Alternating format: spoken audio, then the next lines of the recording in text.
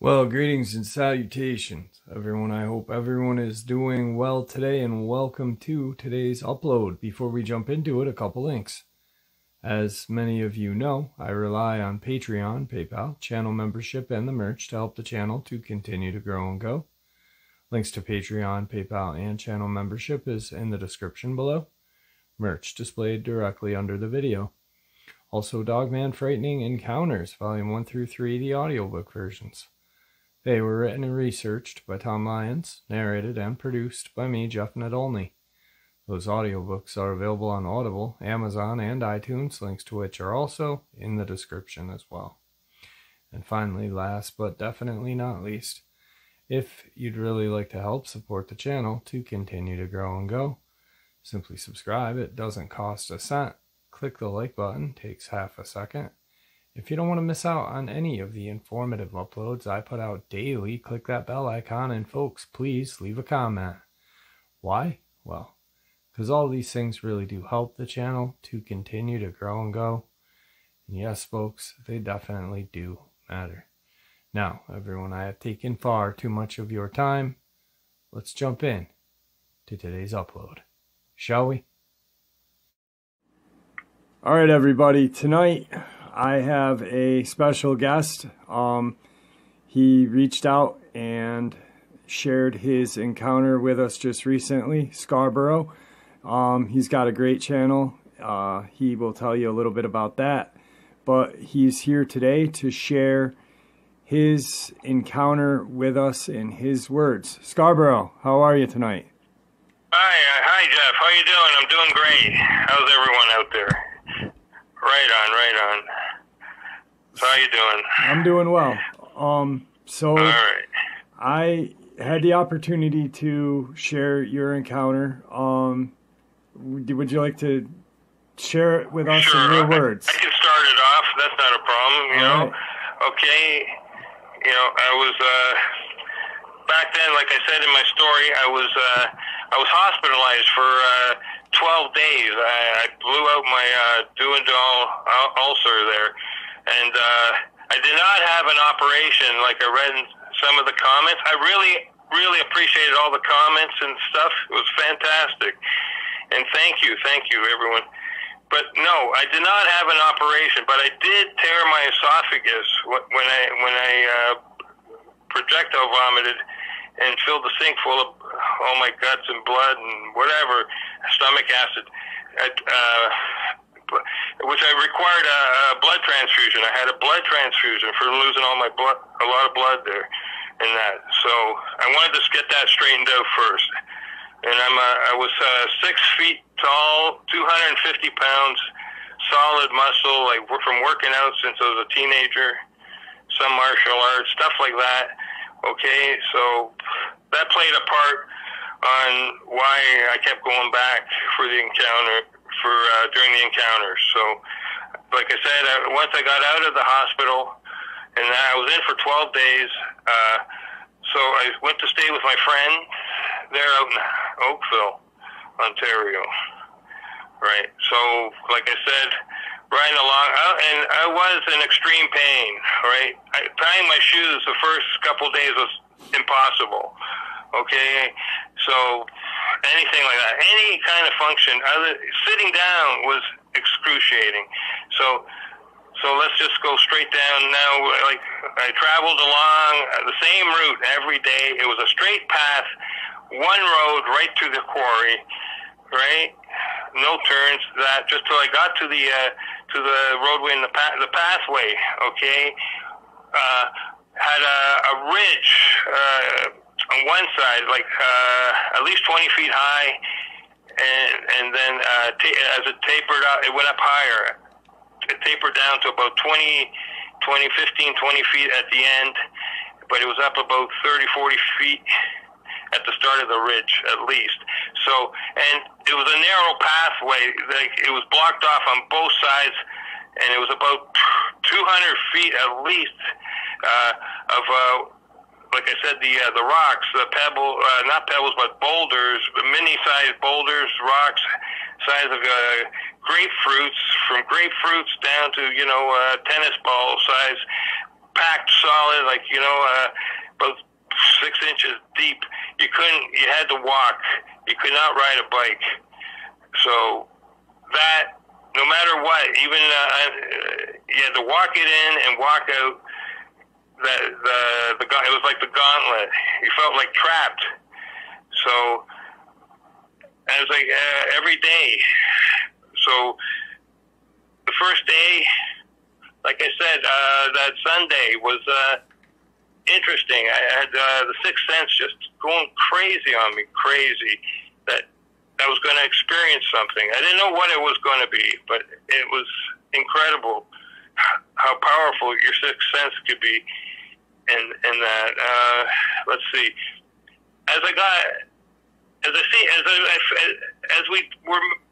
when I was in the car, I was sitting in the back seat of my friend's car, and I looked down that pathway, down the roadway to the pathway where the pathway started, and it just like, I had like, just a sort of like a vision of something happening, but I wasn't clear at the time, so it was just like, I knew something was going to happen to me. I just didn't know what.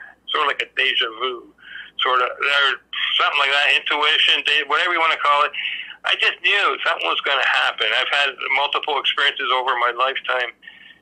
Hopefully we can, hear some more of them down the road on Just Channel here, right? Okay, so then that first day, Monday, I started traveling. When I get to the park, like I said, the feeling was really low that day. I felt relieved. So as I traveled around the course, like I seen those two guys in the left side section, right? I think I needed to make a correction too. Was as I came in off the pathway, right? There was a clearing, was right in the middle, right? Straight ahead was Lake Ontario, right? To the left of me, to the right of me was the easy course, a mountain bike trail. To the left of me was a difficult course where the creature was, the werewolf, okay, was stationed back there. Whether he was living there or not, I'm not sure, but that's where I seen him every time, was in that section, okay? I never seen him in the easy section, right, or up on the cliff. I seen movement. Now, I said in the original story there that the cliff was to the left. It was actually behind the easy section on the right side. So when I came in, it was to my far right and back, in back of me, and it was also part of the ridge for the rocky pathway. So, and I did see movement or something, but just for like how you see out of the corner of your eye, you catch a glimpse of movement or something. But I never ever seen. I scoured the cliff several times looking for a cave, a hole, something. I wasn't quite sure. I didn't have binoculars, so it was like almost like about 500 feet tall, I think. Wow. Yeah, it was a big cliff. I pictured my mom's apartment condo there about 200 feet tall. So I said that's got to be at least twice the height. Okay, so it was a big cliff, and I've tried looking this up on Google Earth, and there's always been a block. Like I could never find. It's been blocked. Couldn't access. So, and I've been trying for like 10 years to get something, and I could never ever get through. Right. Now I think that was like 23 years ago. I think since then there's been construction. I haven't gone back there since the last day of the encounter.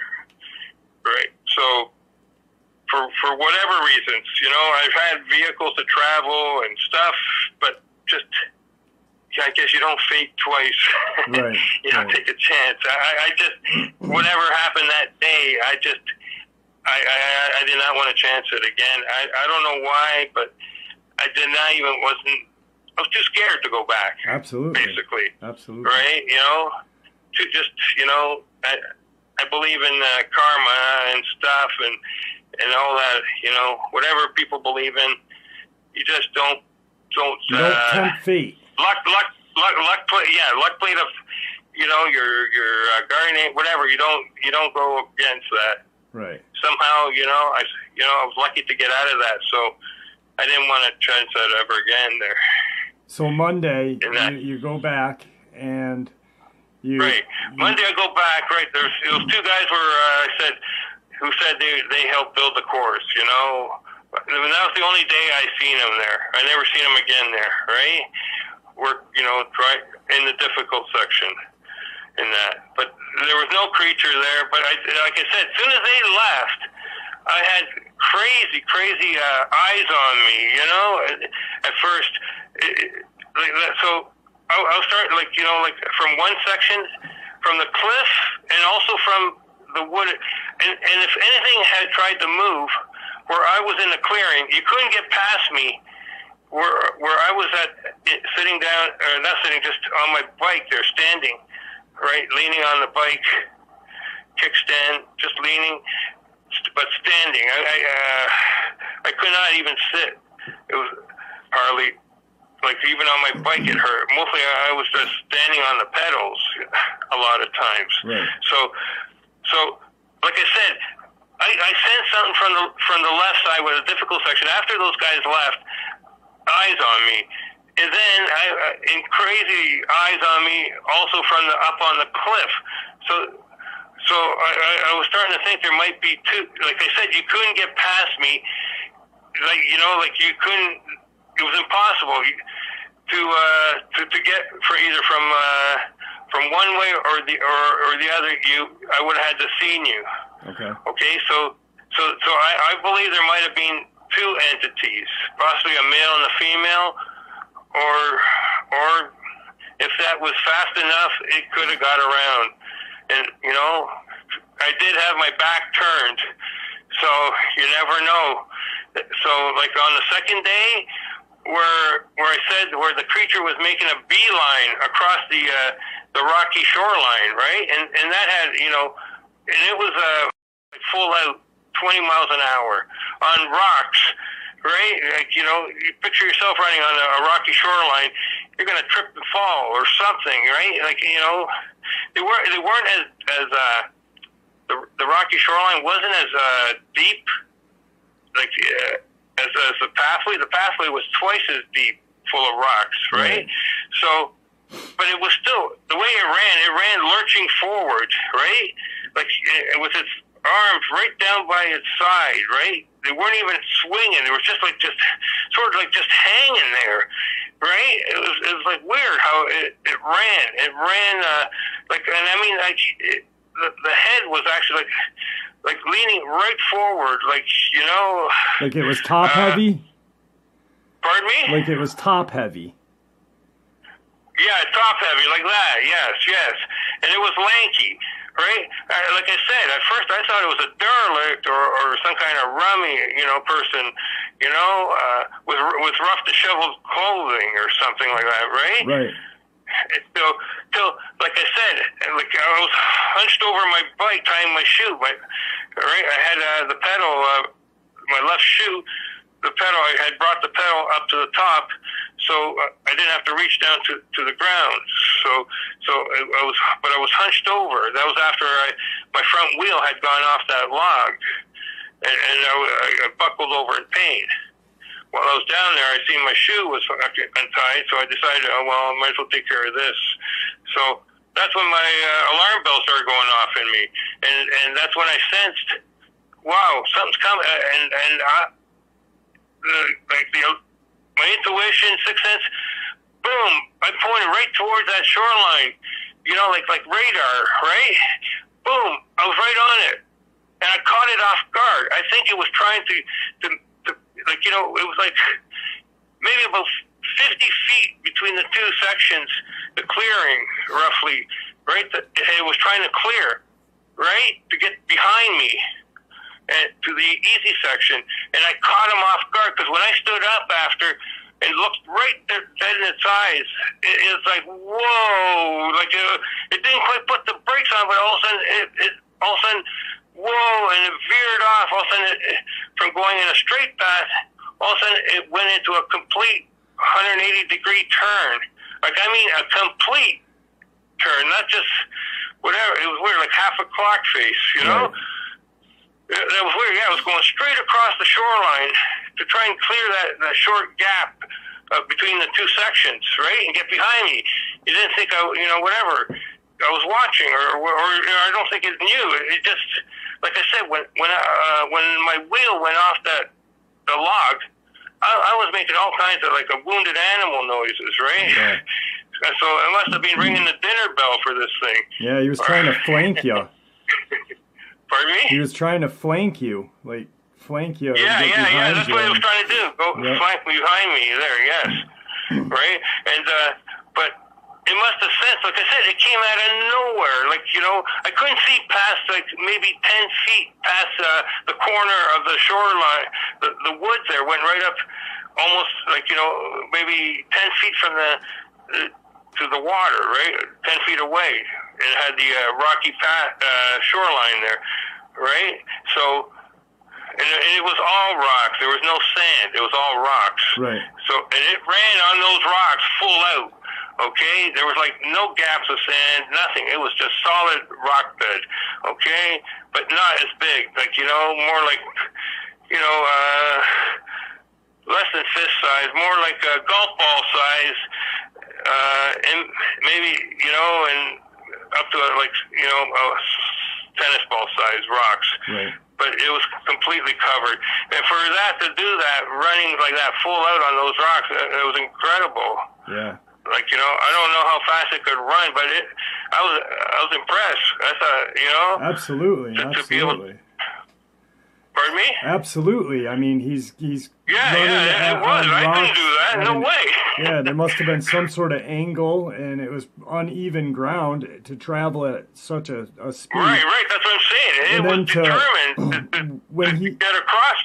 When he veered, so he veered like 180 degrees. Was there any like falter in his movement, or was it just a smooth veer? Like it was just that's what was incredible. It was like you said, it was a smooth action, right? Right. It wasn't like it was still like smooth as butter. Okay. That's what freaked me out. It didn't stagger or nothing or sway or like swagger from side to side. It just all of a sudden like it went from like full out to it slowed down a little bit. So right compared to I guess the what do you call it? The determination to clear that clearing without me seeing it, the gig was up. Right. So it still was traveling, but only about three-quarters as fast as it was going. Right. And it veered off, right? So I did get a bit of, I got the feeling, but it was like no problem for it to do that. Like, but now it's running on grass and whatever, right? And that, right? The rocks were only like a short, like 10, no more than 10 feet, shoreline, and the rest was like grass and park trees and, and all that. So yeah, but it was going right across, straight across the shoreline. Yep. Like I said. So after we did that already. when it veered, then what happened? You left. Did you leave? Did you instantly? No. I was right there. I watched it. Okay. Where I was sitting there, like where I tied my shoe and that, and where I'd gone off the log. I stayed there for like 10 minutes at least. 10, 15 minutes watching this thing. Like I said, it veered off, and then went into the. There was like in the difficult section, there was like two options. Trails you could go around, which I couldn't do that anymore. I did the first time before it could get there. Before that creature showed up, the werewolf showed up, right? But there was like what do you call it? you could do a complete circle around. You know what I mean? And so when you got to the difficult section, you could veer off, like, you know, take a secondary trail and go like a more difficult section, and, you know, whatever obstacles and things they had built, those guys, right? And there was a small clearing in the back where this thing had veered off right into that. So obviously it knew it was there. It had been there before to veer off into that section. It was like a small, like, you know, about a 6-foot wide section, about 20 feet long, right, of clearing in the back tree line, right at the back of the tree line there in the difficult section. That's where it stayed, right? And so it obviously had gone there before because they knew exactly where to veer off. Right. Right? It wasn't like searching for anything, like, you know, hiding spot or anything. It went right into that spot. Like, you know, like plan B. Right. You know, plan A didn't work, so we're taking plan B. Okay. and it just, like, and I sat there, like, I was standing, you know, like, you know, with the bike between my legs, watching this thing. I said, what is this thing? You know, what is, as it, okay, the second thing was, when it made the 180-degree turn, right, the radius turn, I got to see its, you know, more detail, like the way it came in towards me, then pulled away from me. You know, do you know what I'm saying? Yep. As it made the turn, yeah, sort of like. Can you explain the detail when you said midway mark? Yeah, it was the closest to me, then veered off into. So I guess, you know, it was. I was looking right at it. It was looking at me as it made this turn. It was funny because as it was making the turn, it was able to look right at me. Right. Right. So, and I guess he could decide whether to make a beeline for me or veer off into the back tree line. You know, Scarborough, when you saw it, can you give us a description of what you saw? And also remember, I only have like 40 minutes, so we got about 20 more minutes to fill this in. But can you give us a description of what you saw, like how it looked? And right, like I said, when it was like a goldy brown. I thought it was yellow. It was more goldy brown, lower, and white up top. Like I said, it looked like clothes, right, at first, and the face was lighter brown, right. But I could see the swept back face, like sort of like a tapered face. Okay. And that, right? Like you see, like on some of those pit bulls, how they have those tapered faces. Yeah, like an Akita. Right. Like an Akita face, kind of. A cheetah, that's it. Like a cheetah, not a hyena, but a cheetah. It was actually really streamlined, right? And had a flat nose, flat face, sort of. But it was streamlined, and the ears were really long and pointed back, like but on the sides, right? And the arms were, like I said, were really down, right down to the knees, right, hanging down with whitish, like off-white sort of. I could see that from the sun, whatever that day, whatever, and the points. I seen whatever, right. They were nails. They weren't claws. They were nails, right? Okay. With fingers, right? And the feet, I didn't get a good look at the feet because they were moving so fast, right?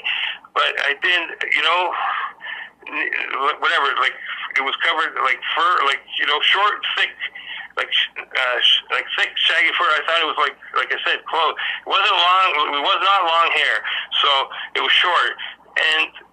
And the eyes were almond shaped, or like I said, like cheetah sort of style. Like it was, like swept back, and it just, it didn't have much of an expression. Okay, not hardly any expression on their face. You know, it was just like almost like a blank stare, sort of like, you know. But it was you know, but it was whatever. And so it did that. It paced around, whatever, this and that for a little while, back and forth, looking down, like it was looking for something, like it lost something.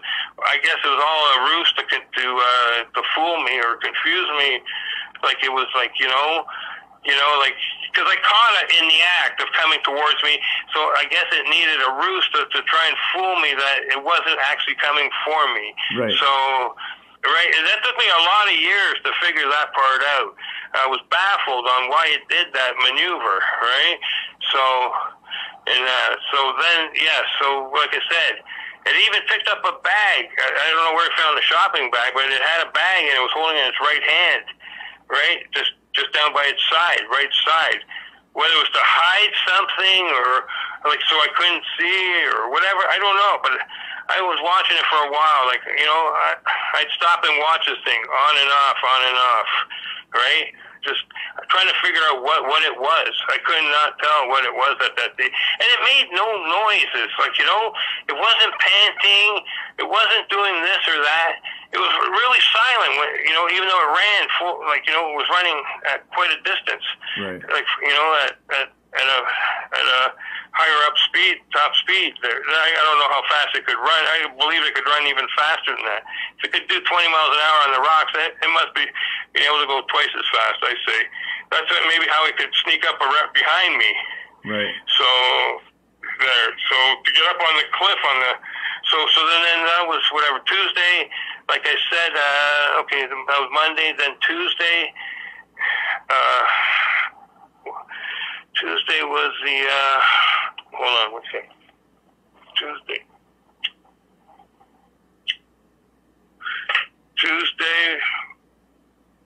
it was,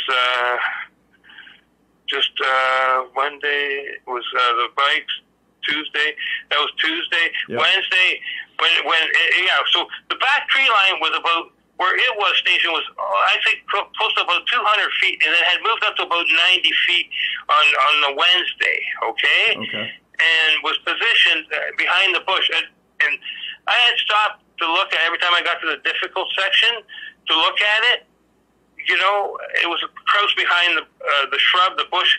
It was... At all times, it would not let me see its arms and legs, and I could only see its upper torso, like top of its shoulders and neck. The neck was short, and the head. It always had its head sticking out. It did not try to hide its head, okay? But it always kept its arms and hands hidden from me. And his body, and it wasn't like crouched right down. It was like semi-crouched, because it was at least, the head was it was peering about 4 feet, at least 4 feet above this, the bush had chosen shrub. The head was at least 4 feet above the ground, okay, peering out at me. At no time did it try to hide that head of his, okay, every single time. But both times. Every time I came around, I tried desperately. I looked to the side, this, that. I could never, ever see its arms or legs from that close distance. Do you know what I mean? Yeah. It always kept it hidden from me, even though it wasn't a solid bush. It was just managed to keep it close together. It never had a body part flay out, here or there that I could get a glance. I was trying to desperately see what kind of feet it had. I could never, ever do that, right? From the first day. I was mostly, when it came in at me, it was coming in, I mostly centered on the face in that. Well, what the heck is that, right? I wasn't staring down at the feet. Even though I did look down at the ground and stuff, but it was moving so fast, it was just like almost like a blur to me, but I did. Like I said, I tried desperately after to see those hands again. Do you know what I mean? Yeah. Those hands, those nails, whatever it was. And he would not let me have a boo, right? Even though it wasn't a solid bush, it wasn't a solid wall.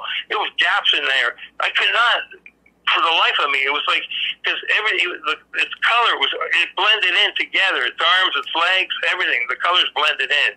That gold brown color, and with white here and there, especially white on the chest. It was blending in, right? And the head was, like I said, a lighter brown color, and small teeth. There was no big teeth sticking out. It had small teeth, just points sticking out of its mouth, and that jaw, snout, whatever you want to call it, right? And I had never seen no big honking sizers there, just little teeth, sort of. Okay. Little razor sharp, they look like razor sharp teeth, though, but just little points sticking out of its mouth. That's it. Okay. And so next, okay, that was Wednesday at 90 feet. I said I stopped there a couple times, and each time, desperately trying to get a look, right, to see what I'm dealing with here. What is this thing? Does it have paws? Does it have hands? I've seen hands, fingers, but I wanted to see a closer look, at those body parts, right? Because I was fascinated how it had those long arms down, with it just draped down by its side as it ran, like Lurch, it ran like Lurch, sort of like from the Addams Family, if anyone's familiar with that show, So that's what it reminded me of. And like I said, I was like, twice the size of it in width. Like my size was twice as width. This was like lanky, tall and lanky. Like, I think that made a difference. It was still, it considered me a big dude, though, even though I was ailing, and it still was doubting, strength-wise, if it could take me, or it was looking for an advantage, I guess, Right. That's why it came in closer. It was looking for an advantage. Like when I stood up that day, when I was hunched over the bike tying my shoe and looked straight at it, it was like a big shock to it. Like it didn't think it didn't realize I was such a big guy, Right. And so it was. I think it was looking for an advantage, like trying to figure out an advantage to which way, how to come in at me, right? And that's why then the next day, Thursday, it moved even closer in towards me, 30 feet. It was no more than 30 feet away. And same thing, same sort of. I couldn't believe it. I said, "What's my luck? It's got the same kind of shrubs, same height, I guess. In these woods, right? Same thing, 4 feet again, right? And hunched over, right?" And looking, and this time I could see more of its right hand side of it, and I seen part of its arm, and it had crouched, but I could still not see the thing, its hands and feet again. It purposely kept them hidden, and I do remember now when I did sort of like stick my head over to the left a bit, like way out a bit more to get a better look. It pulled them in even closer to its body. Do you understand what I'm saying there? Yeah, to camouflage itself. Yeah. Right? It was sitting a bit looser, right? Like hunched over, and it pulled itself tighter in. Its body parts. It tightened up its legs and its arms tighter to its body when I was trying to figure out that stuff, So no dog would do that, Only like Luke said, it had human like calculating behavior, Yeah. If that was a dog that like more like dog, it wouldn't be trying to hide its body parts from me. So that I remember that part, which I didn't mention at the time, and that was important because I was desperately trying to figure out. What is this in case it comes at me, and I was trying to figure out what's it going to attack me, how or whatever. Is it getting ready to spring at me? All that stuff.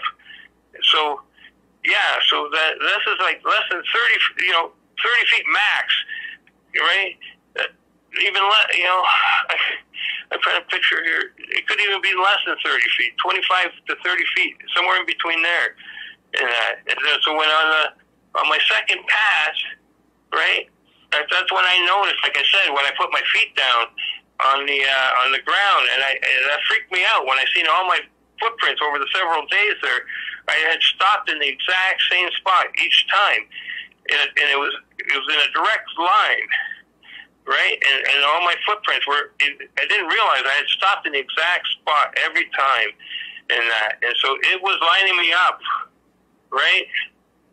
In that for whatever to attack me. Yeah.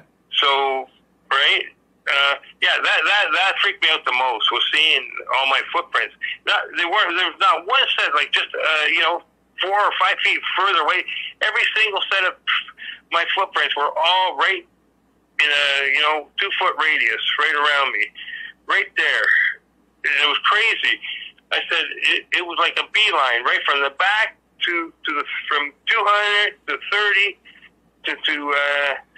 from 200 to 90 to 30 feet. Everything lined up.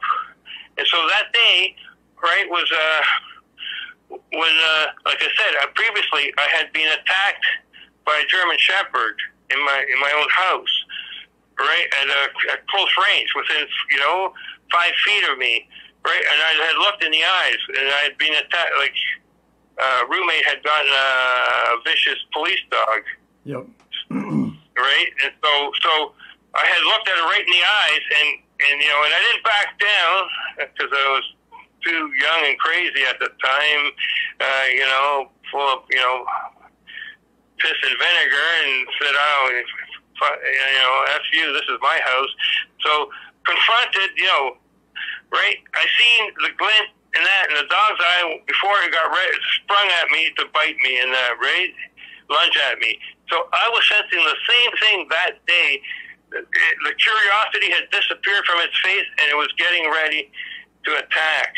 When I seen that look in its eyes, yep. I knew that's when I slid the bike from past my legs and pulled it beside me to use it as a shield in case I needed to swing it or hold it up as a shield against those long arms with those deadly nails on it, right? And then that's when it started to snarl and growl, right? It had never made any noise, whether it was in the back or wherever. Every time I seen it, I never heard a single noise from this thing. This was the only time. As soon as I had put that bike beside me and realized it knew the gig was up, that's when it started snarling and growling at me. And when it opened its mouth, and like I said, the same thing, it had just a bunch of little small teeth, sharp teeth. It didn't have no big, 2-inch teeth. They were no more than, about an inch or two long, but 2 inches max, with like an inch sticking up past its, gum line, or jaw, what do you call that, lips or whatever on the face. The jowls? The snout, whatever. Yeah, just little sharp teeth, right? There was no big badass teeth on this thing. So a couple of people mentioned it might have been a juvenile or whatever. Right. I think it possibly was, right? Like, like a teenager or something, not quite an adult. Yeah. Or, but it was a teenager. Like I said, it was about, considering it was taller than me and it was hunched over. So I estimate about 6'2" at least, with and the head was at least a foot forward from the body as it ran in that. And like I said, it was hard to get, let's see, every time it ran or whatever, even when it was walking, pacing back and forth, it walked with its arms down to the side. The head was always lurching forward, always. Like Scarborough, we're kind of running out of time. You want to get back to where you now? It's snarling at you. It's snarling at you. You got your bike. What happens after that point when you put your bike between you and it? I walked slowly, with my bike. I kept my eye dead on it, right, till I hit that curve, right, and it was growling and snarling, right. Not very loud, but loud enough. Yeah. I was listening to it as I'm going around the corner. I could hear it, and then I lost sight of it.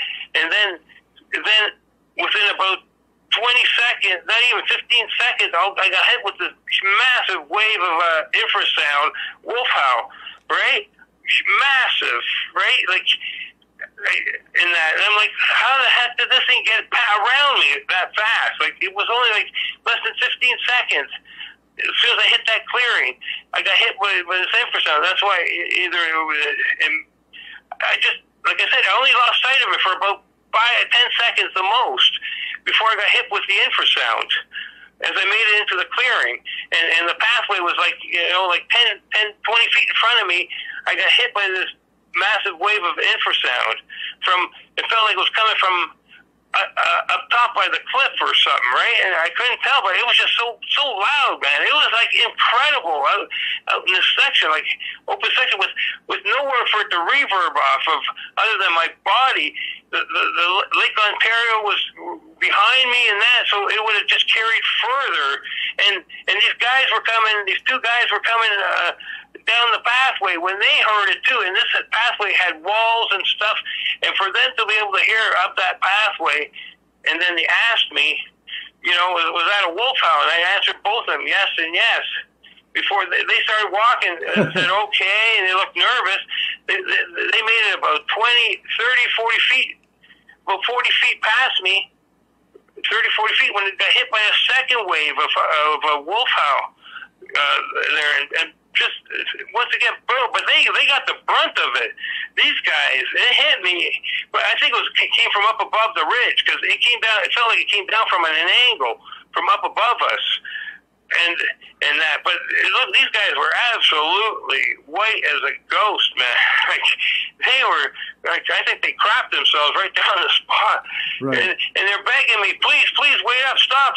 They tell me to stop. You know, there's danger at hand. They're telling me to wait there for them, right? Like, they literally begged me to stop and not move. Don't move. Just wait right there for us. Wait right there.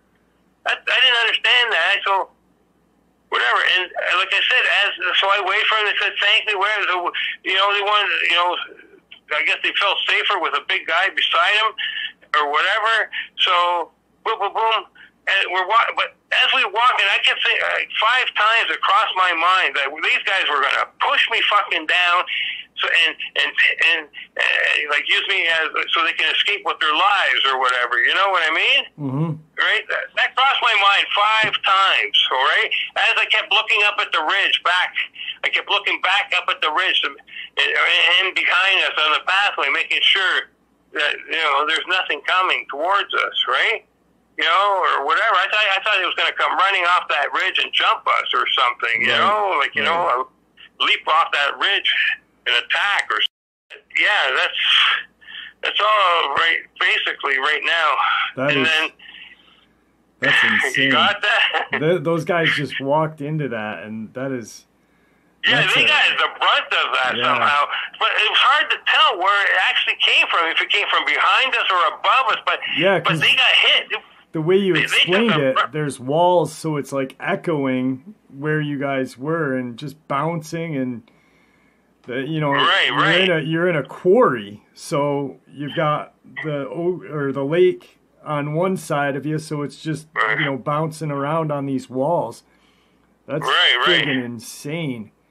Yeah, I really think it was a juvenile. And I mean, you know, we and you had talked for a little bit. I really think it was setting you up, and it, like you just said, the curiosity was over, and it dissipated completely. It was ready. It was coming to attack, but it was still uncertain. You know, it had that's why when people mention it might have been a juvenile, I think. Yeah, it didn't have enough experience, I think, you know? Right. It wasn't a full-blown, you know, 8-9 foot, no, it was like, it looked like a teenager or a young adult. It was unsure of itself. It was completely unsure of itself. You know? Yeah, it didn't have the experience, I think, to take to go in for the kill or whatever. Yep. You know, maybe it was attacking smaller game, but like I said, it sensed me as a wounded animal because of my recent conditions, their hospitalization, and that was emitting lots of noises, like painful noises and stuff, everywhere in that, during that course there, every time I hit a bump in that. So I was like a walking wounded animal, man. Right. So, and I didn't see, that took me like almost 20 years to figure out. Like, I couldn't figure out why it came for me, and it was because I was emitting wounded animal noises. I think it was like ringing the dinner bell. All right, that was an amazing, terrifying encounter. We're kind of out of time. We're gonna have Scarborough on again. Thank you for coming on the channel. Scarborough has his own channel called Scarborough Sasquatch Station. I'll put a link in the description below. Give it a check out. Scarborough, you want to say goodnight to everybody?